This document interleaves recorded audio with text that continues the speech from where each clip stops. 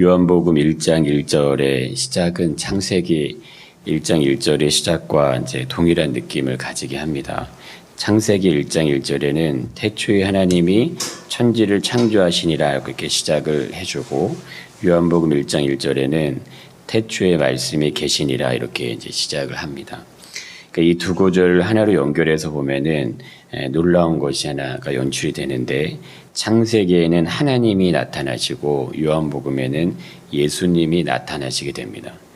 근데 요한복음 1장 1절에서 예수님에 대해서 이분은 곧 하나님이시니라 이렇게 정의를 내려줍니다. 그리고 예수님은 곧 말씀이시다 이렇게 또 정의를 해줍니다. 이 부분은 이제 신비로운 부분이죠. 이 말씀에 이미 이렇게도 표현할 수 있습니다. 예수님과 하나님이 한 분이시면서 동시에 하나님이 계시고 예수님이 계십니다. 이렇게 얘기를 할 수 있다는 거죠. 이것을 온전히 이해하는 것은 사실 이제 쉬운 문제는 아닙니다. 그러나 분명한 것은 예수님은 곧 하나님이시라는 이제 그런 정의가 내려진다는 거예요. 그리고 하나님은 태초부터 존재하시는 분이라는 사실입니다. 우리는 성경을 읽고 있기 때문에 이러한 정의에 대한 이해를 가질 수 있지만, 예수님이 이 땅에 태어나시는 그 당시의 상황에서는 예수님이 태초에 계신 하나님이셨다는 사실을 이제 인지할 수 있는 사람은 아무도 없었다는 거예요. 세례 요한조차도 이제 요한복음 1장 31절과 33절 두 번에 걸쳐서 이렇게 얘기를 합니다. 나도 그를 알지 못하였으나, 이렇게 두 번을 표현합니다. 그러면서 이런 얘기를 하는데, 내가 와서 물로 세례를 베푸는 것은 그를 이스라엘에게 나타내려 함이라. 나도 그가 누군지 몰랐는데 내가 이런 일을 행하는 것은 이스라엘에게 그를 나타내게 하려 함이다. 그러면 또 이렇게 얘기합니다. 나를 보내어 물로 세례를 베풀라 하신 그이가 나에게 말씀하시되 그래서 내가 안다. 그래서 내가 이분이 누군지 안다. 이렇게 얘기한다는 거예요. 성령이 내려서 누구 위에든지 머무는 것을 보거든 그가 곧 성령으로 세례를 베푸는 이인지 알라. 이제 이렇게 표현을 해줍니다. 그러니까 세례 요한조차도 예수님이 누구신지를 알아보지 못했고 그를 이해하지 못했다는 것을 요한이 이제 그걸 스스로가 밝히는 거예요. 나도 그가 누군지 몰랐다. 그렇다면 이 부분에서 한 가지 분명한 사실이 생겨나는 게 있는데, 누구도 예수 그리스도가 태초에 계셨던 하나님이라는 사실을 알 수가 없었다는 거예요. 그렇게 되면 하나님께서 요한에게 말씀해 주시는 어떤 증거, 그러니까 이 물로 세례를 줄 때 성령이 누구 위에 머무는 때 그가 메시아인지 알아라 이 얘기를 증거하지 않았다면은 세례 요한조차도 예수님이 어떤 분인지를 알 수가 없었다는 이제 결론이 나오는 거죠. 그래서 1장 6절 7절의 설명은 매우 중요한 이제 위치를 가지게 하는데, 요한에 대한 설명이 바로 이렇게 나옵니다. 하나님께로부터 보내심을 받은 사람이 있으니 그 이름은 요한이다. 그가 증거하러 왔으니 곧 빛에 대하여 증언하고 모든 사람이 자기로 말미암아 믿게 하려 함이라. 우리에게 주어진 믿음이 이게 얼마나 소중하고 놀랍고 귀한 것인지를 이제 보여주는 장면이라는 거예요. 믿음은 절대 쉽게 만들어지는 것이 아니라는 겁니다. 이건 그냥 쉽게 그냥 우리에게 이렇게 온 것이 아니라는 것을 요한복음 1장이 그 내용을 담고 있다는 거예요. 어제 말씀을 이렇게 나눴던 것처럼 육신의 몸을 입고 있는 사람들이 영의 눈이 열려지는 일, 우리가 받을 수 없는 그것을 받았고 볼 수 없는 그것을 볼 수 있게 하기 위해서는 하나님에 대한 믿음을 가질 수 있도록 하려면 반드시 선행돼서 나타내야 되는 것이, 태초에 말씀으로 계신 하나님이 육신의 몸을 입고 이제 세상에 나타나셔야 된다는 거예요. 근데 이것을 이루기 위해서는 하나님 편에서 풀어야 되는 숙제가 있는 겁니다. 그것이 바로 신으로 계셨던 그 영광의 보좌에서 내려오셔야 되는 거예요. 반드시 그 자리에서 내려오셔야 되고, 또 하나는 인간이 이해할 수 있는 인간의 몸을 입어야 된다는 거예요. 인간이기 때문에, 사람이기 때문에 똑같은 자기하고 똑같은 사람의 모습으로 나타나지 않으면 절대적으로 그분에 대한 이해를 가질 수가 없는데, 그력의 인간과 똑같은 몸을 가지고 나타나셔야 된다는 겁니다. 하나님은 이 두 가지를 완벽하게 준비를 하시는 거예요. 이게 굉장한 신비입니다. 하늘의 영광의 보좌에서 내려오셨고 똑같이 또 인간의 몸을 입고 오셨다는 거예요. 근데 예수님은 이 두 가지를 온전하게 순종을 하시는 거예요.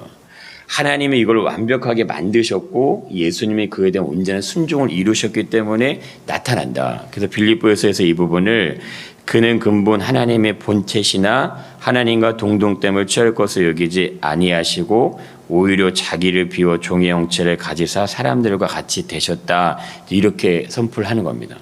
그렇다면 믿음에 대한 정의 안에 담긴 의미를 이게 깊이 생각을 해보면 이런 결론을 얻을 수 있는데, 하나님이 누구신가를 이해할 수 있는 유일한 방법, 그거는 하나님 스스로 인간들에게 자신들을 계시해 주셔야지만 가능하다 이겁니다. 그러니까 하나님이 보여주지 않으시면, 내가 누군지를 알려주지 않으시면 그걸 알 수 없다는 거예요. 성경은 그 하나님이 누구신지를 계속해서 인간의 세상을 향해, 인류를 향해서 얘기해 주는 거예요. 그 하나님이 누구신지를. 그리고 그것을 믿음으로 받아들이는 사람은 예수 그리스도를 통해 영원한 구원의 생명을 얻게 되는 것이고, 그것을 믿음으로 받아들이지 못하는 사람들에게는 영생이라는 구원의 의미가 이루어지지 않는 겁니다. 이걸 두 가지를 정확하게 얘기하신다는 거예요. 그렇다면 하나님이신 분, 말씀이신 그분이 왜 이 땅에 오셨는가 하는 거예요. 그분이 왜 오셔야만 했는가? 이 말을 다르게 보면 태초에 말씀으로 하나님과 함께 계셨던 예수님은 왜 인간이 살고 있는 세상 속으로 육신의 몸을 입고 들어오셔야 되냐? 왜 오셔야 했는가 이거죠. 이걸 쉽게 본다면 요한복음 1장 설명으로 보면은 태초에 계셨던 분이기 때문에 나타날 수밖에 없다는 거예요. 이게 거꾸로 돌리면 이렇게 표현이 됩니다. 태초에 계셨던 분이기 때문에 그분이 반드시 나타날 수밖에 없다. 육신의 몸을 입고 있는 사람들 중에 누구도 태초에 대한 이해를 가질 수 있는 사람은 아무도 없습니다. 태초라는 시간의 의미, 공간의 의미, 물질의 의미, 어떤 이 형용사역적인 어떤 모든 의미들을 다 동원해도요, 이건 이해가 가지 않는 거예요. 이건 어렵다 이겁니다. 그래서 인간이 절대적으로 태초라는 의미를 온전히 이해할 수가 없는데, 왜냐하면 이 태초라는 의미는 그냥 시간을 의미하는 것보다 하나님의 본질을 의미한다 이거예요. 그 태초라는 시간, 시작이 무엇인지를 우리가 이해할 수 없는데, 그것은 시간이라기보다 하나님의 본질적인 모습을 설명하는 것이 더 가깝기 때문에 그래서 어렵다는 거예요. 그럼 하나님이 계셨던 그 지점이 어디서 붙어 있는지, 하나님은 어떻게 존재하는 분인지, 하나님과 예수님과 성령님은 어떤 모습으로 본체를 이루셨는지에 대한 이해는요, 인간의 지능으로 이걸 다 알기가 어렵다는 거예요. 그래서 모세가 하나님을 향해 당신의 이름이 무엇입니까? 라고 물어볼 때 이렇게 얘기하시잖아요. 나는 스스로 있는 자다. 나는 불완전함으로 있는 것이 아니라 완전함으로 존재한다. 나는 다른 무엇이 존재해야지만 존재하는 자가 아니고 나는 스스로 완전하게 존재할 수 있다. 이걸 얘기하신다는 거예요. 그러니까 이게 굉장한 의미의 어떤 하나님의 본질적인 모습을 일부를 얘기를 해주는 겁니다. 그런데 인간은 하나님의 본질의 모습에 대해서 이해하기가 그래서 어려운 부분이 있게 되는데, 근데 정말 놀라운 기적이 일어난 것이 그 하나님이 이 땅에 나타나셨다는 거예요. 그 하나님, 우리가 이해할 수 없는 그 하나님이 이 땅에 나타나셨는데, 그러면 이야기가 달라집니다. 그러면 그동안 우리가 하나님을 알 수 없었던 이 영역들이 눈에 보여지기 시작하는 거예요. 그리고 손으로 만져지는 겁니다. 우리가 이렇게 뭐를 먹고 마시듯이 그냥 그것이 느껴지고 알아지는 거예요. 왜? 인간하고 동일하기 때문에, 인간하고 똑같은 모습을 나타났기 때문에 그게 열려진다 이겁니다. 그래서 세례 요한을 설명할 때 8절에 의해서 이렇게 또 얘기를 해줍니다. 그는 이 빛이 아니요 이 빛이 되어 증언하러 온 자라, 이런 표현이 나온다는 거예요. 이거는 예수님도 요한도 동일한 육신의 사람이다. 그렇기 때문에 둘 다 누군지 헷갈릴 수 있다, 이 표현이 담기는 거예요. 요한은 예수는 아니다. 예수와 요한은 다른 존재다. 이 표현을 강하게 한 번 더 해준다는 겁니다. 예수님은 사람의 몸을 입으시고 하나님이 어떤 분인지를 직접 보이셨다는 거예요. 이게 기가 막힌 겁니다. 예수님이 직접 이렇게 얘기하시죠. 내가 진실로 진실로 너희에게 이르노니 아들이 아버지께서 하시는 일을 보지 않고는 아무것도 스스로 할 수 없나니 아버지께서 행하시는 그것을 아들도 그와 같이 행하느니라. 결국 예수님은 아버지 하나님이신 어떤 그분의 분신처럼 계신다는 거예요.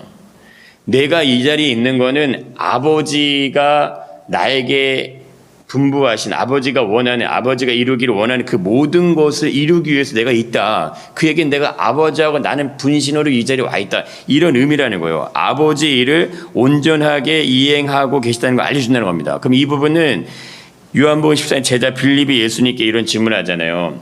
주여, 아버지를 우리에게 보여주시면 족하겠나이다.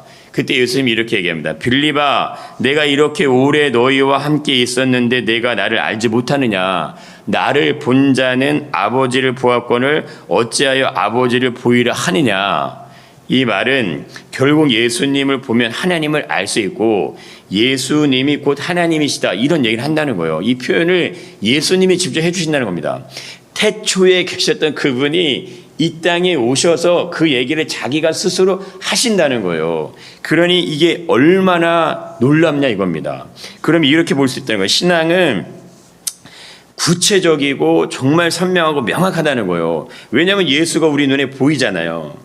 제자들 앞에 계신 예수님이 곧 하나님이시고 이분이 얘기하는 거, 말하는 거, 기적을 일으키는 거, 가르치는, 이게 곧 하나님이 어떤 분이신지를 알게 하시는 분명한 거라는 거예요. 그렇기 때문에 예수 그리스도가 부활하고 난 다음에 성령이 임하셨을 때 초대교회가 엄청난 부흥을 타고 가는 이유가 거기 있는 겁니다. 진짜 하나님의 경험이 됐고 진짜 하나님을 만났기 때문에 그 하나님을 위해서 살아가는 거예요. 그게 신앙인지 믿습니다. 그래서 오늘날 우리가 이 땅에 살아가는 삶 가운데 진짜 예수를 만났고 진짜 예수를 안 사람은 정말 하나님을 안 거예요. 진짜 하나님을 만난 거고. 그래서 하나님을 믿는다는 건요, 두리뭉실한 구름을 잡는 게 절대 아닙니다.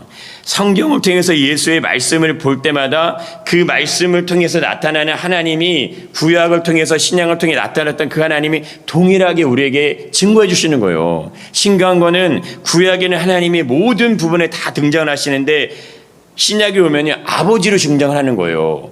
그리고 하나님이라는 이름이 그냥 아버지로 나타나는데 잘 보시면 구약에 있던 하나님이 예수님으로 하나님이 오셨기 때문에 그 아버지로 또 다르게 존재한다는 겁니다. 그러면 우리가 왜 그러면은 예수님이 직접 태초에 계신 하나님이 누구신지를 직접 가르쳐 주셨기 때문에, 그러기 때문에 우리에게 하나님이 어떤 분인지를 분명하게 알 수 있다 이겁니다. 예수님은 하나님을 분명하게 설명을 해 주시는 거예요. 하나님이 누구신지. 예수님이 행하신 모든 기적 안에 그것들이 다 들어가 있다는 겁니다. 그래서 예수를 따른다는 것은 그냥 단순히 천국에 가기 위한 가정이 아니라는 거예요. 이게 너무 중요합니다. 단순히 우리가 천국 가기 위해서 예수 믿는 게 아니라는 겁니다. 예수님이 아니고서는 우리는 아무런 희망이 없는 존재라는 거예요. 인간이 희망 자체가 없는 존재인데 태초에 계셨던 그분이 우리를 그러기 때문에 찾아오셨다는 거예요. 예수님이 아니면 인간에게는 아무런 답이 없습니다. 답이 없는 존재에게 찾아오셨다. 이 부분을 오전에 이렇게 표현하죠. 빛이 어둠에 비추되 어둠이 깨닫지 못하더라, 이렇게 얘기한다는 거예요. 이 세상에 존재하는 모든 생명들, 사람들이 어둠인데 빛으로 예수 그리스도가 왔다는 거예요. 비춰주기 위해서 희망도 없고 소망도 없고 아무런 답이 없는 존재들을 향해서 예수가 오셨다는 겁니다. 그래서 내가 단순히 예수를 믿는 게 그냥 내가 구원받아서 하나님의 자녀가 되는구나 라는 게 아니라는 거예요. 태초에 말씀으로 계셨던 분이 인간의 몸을 입고 오실 수밖에 없는 이유는 완전한 어둠에 갇혀있는 우리들에게 온전한 생명의 빛으로 우리를 다시금 태어나게 하기 위해서 온 거라는 거예요. 다시 태어나는 사람, 완전한 새 사람으로 만드시기 위해서 오셨다는 겁니다. 그러니까 이 땅에 살아가면서 내가 육신의 옛던 본성의 자아에 이끌려서 사는 사람으로 살게 내버려 두고 그냥 그러다가 예수 믿고 천국 가게 하기 위함이 아니고 완전한 새 사람으로 만들어내기 위해서 예수가 오셨다는 거예요. 이것은 무엇으로 설명하기 이제 어려운 부분입니다. 부모가 아이를 낳아서 키우는 것보다 부모가 평생 자신의 자녀를 위해서 희생하고 섬기고 봉사하는 그 어떤 것보다요, 세상의 그 어떠한 희생보다 이게 비교되지가 않는 거예요. 이건 그냥 설명하기 어려운 부분이라는 거예요. 전적인 그냥 은혜다 이렇게 얘기할 수밖에 없고 진짜 이건 축복이고 전적인 사랑이다 이렇게밖에 말할 수밖에 없다는 겁니다. 이것을 쉽게 이렇게 생각하고 우리가 절대 이거를 간과해서는 안 되는 부분이라는 거예요. 예수님보다 더 소중하게 여기는 부분에서 우리가 자유해야 합니다. 예수님보다 더 중요하게 여기는 일들에 대해서 그것이 내려놔지는 경험이 있어야 된다는 거예요. 이게 예수님이 그렇게 자신이 그 역할을 하시고 오셨기 때문에 예수를 믿기 위해서, 예수를 따라가기 위해서는 반드시 그게 우리에게도 일어나야 된다는 겁니다.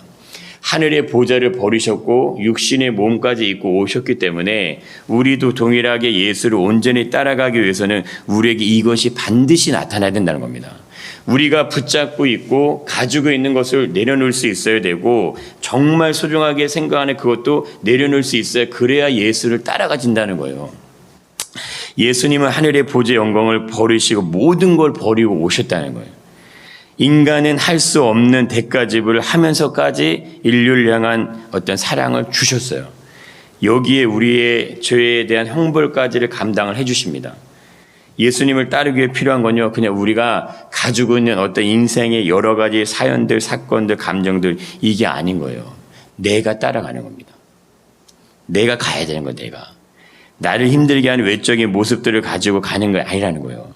예수님을 믿을 때 우리 안에 우리의 어떤 믿음의 지경들을 혼란스럽게 하고 발목을 잡고 그것을 가지 못하게 하는 요소들이 있죠. 근데 그걸 가만히 보면은 그건 다 외적인 요소입니다. 본질적인 건요, 내가 안 가는 거예요. 내가 예수를 따라가지가 않는 겁니다. 내가 가는 거예요. 내가 죽어지는 거고, 내가 낮아지는 거고, 내가 뒤어지는 거예요. 결국에는 그것이 이루어져야 본질적으로 우리가 예수 그리스도 안에 깊이 들어갈지 믿습니다. 예수님은 나를 찾아오셨어요. 그리고 나를 위해서 골고다 길을 가시는 거예요. 그리고 그곳에서 십자가의 죽음까지도 감당하십니다. 이렇게 얘기하시잖아요. 만물의 주인이 되신 그분이 왜 그렇게 하셔야 되냐 이거예요. 만물의 주인이 되시는 그분이 왜 나를 위해서 그런 일을 하셔야 되냐. 그러면 이걸 거꾸로 돌리면 믿음이라는 건 정말 선명하고 분명한 거구나. 나의 연약함, 나의 어두움, 나의 미련함, 아무런 희망이 없는 나를 위해서 예수 그리스도가 나를 대신한 어떤 생명을 내어주는 그 역사가 있었기 때문에 내가 예수 안에 있을 수가 있고 하나님의 자녀가 될 수 있구나. 그럼 이걸 무엇을 의미할까 이거는? 이건 결국에는 태초의 시작을 알리시는 그분에게 모든 만물은 다시 돌아가게 돼 있습니다. 다시 그분께로 돌아가게 돼 있다는 거예요. 그러면 그분이 이 땅에 오셨다는 이유는 다시 그분에게 돌아가게 만드시기 위해서 오신 거예요.